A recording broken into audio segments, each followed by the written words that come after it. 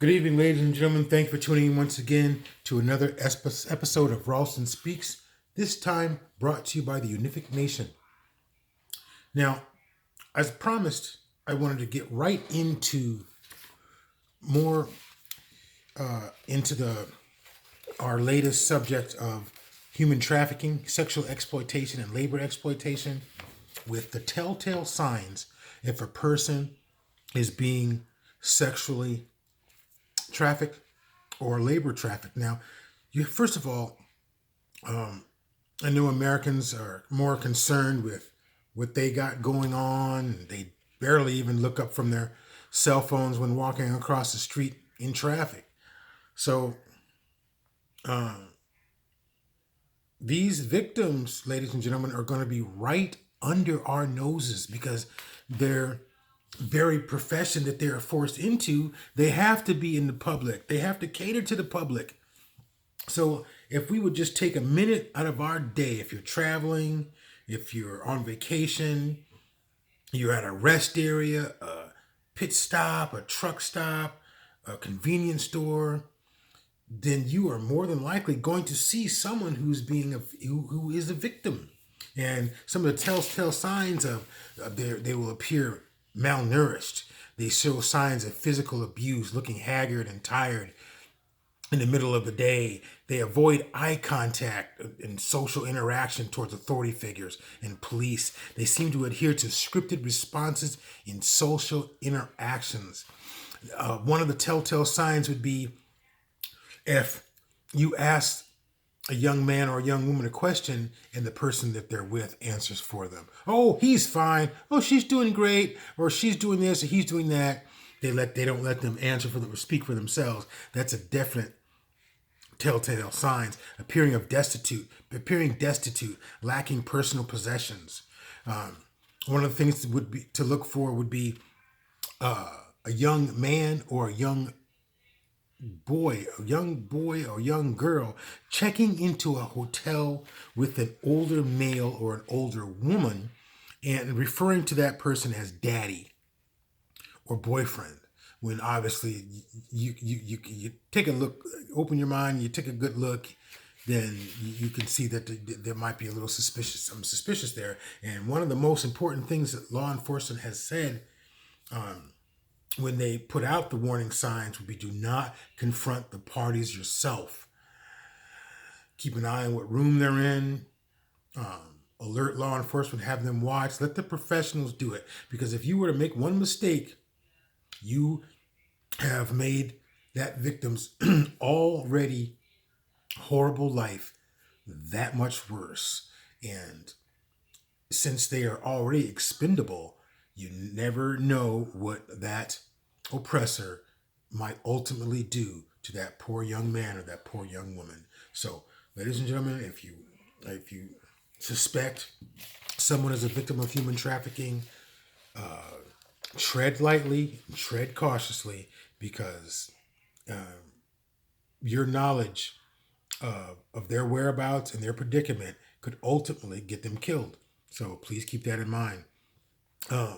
Another telltale signs on this would be for doctors or school teachers or daycare people would be poor physical or dental health, tattoos branded on the neck or lower back, untreated sexually transmitted diseases, not being allowed to speak for oneself is something that if you go to the dentist or the doctor, this person would come into the doctor's office and explain the symptoms. Yes, she got this or he got this in such and such a place.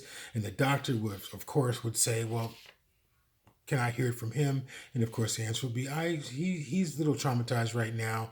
I can speak for him. So now, ladies and gentlemen, don't think that this isn't something that does not go on a daily basis. Because, ladies and gentlemen, for some of you men that still hire escorts, and you think that these young women, or for some of you young boys, are doing this as a career move, ladies and gentlemen, you need to think again because I don't know. I've never been in a sex trade, but I couldn't imagine too many people that would sell themselves voluntarily. I mean, I can see if you're hooked on drugs, that might be a motivator, but other than that, to be forced to receive men and women multiple times a day, day after day, hour after hour, I couldn't think of a more miserable existence. So this goes on daily, and the traumatic results of broken families when these children are taken away and made to forced to grow up in 2 or 3 minutes and faced with the horrible reality of what the evil that preys on young men and young women that are out there, the mental and the physical ramifications of their existence are unparalleled.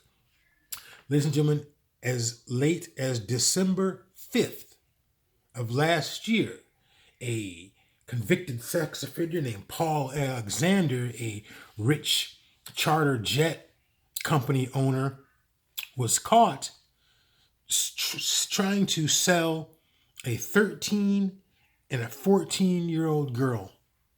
But, ladies and gentlemen, he tried to peddle these two young girls to the wrong person who happened to be a undercover police officer. He offered girls separately at $100 each or $300 for both. And the reason now, every once in a while, ladies and gentlemen, you're going to get someone who has the audacity and the bravery and the survival instinct to escape from their captors. Let out a signal, write a note on a napkin in a restaurant, in a bathroom, write something on the mirror and lipstick in the stall.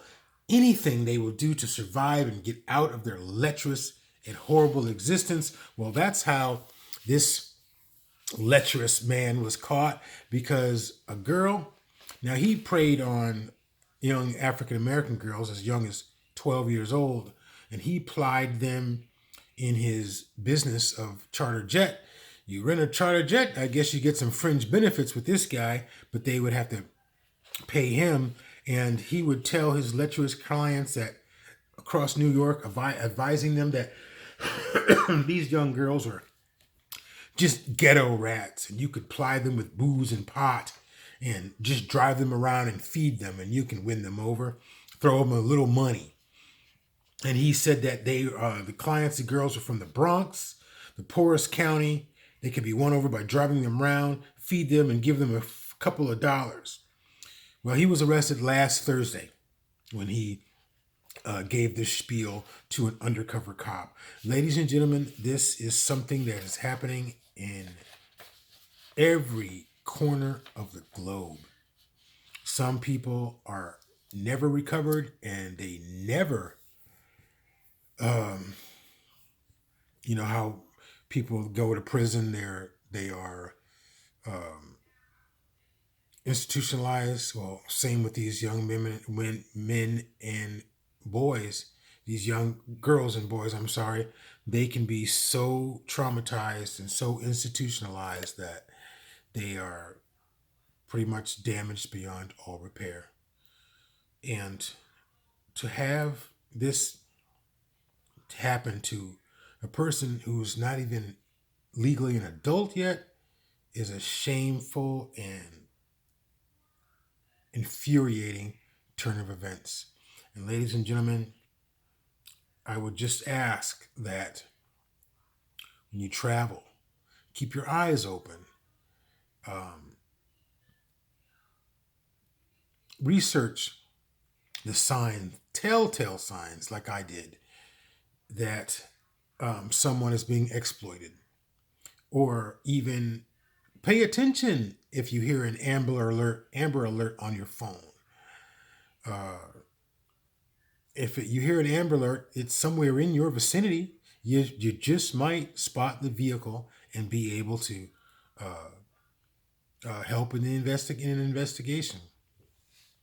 Ladies and gentlemen, we of the Unific Brotherhood, the Unific Sisterhood, the Unific Nation are turning over a new policy of community aid, whereby we ask all of us to stop thinking of ourselves and our plight, cast our gaze outward to help our communities, our city, our towns, our country. One person help another. See about doing an act of kindness a day. An act of kindness could spread.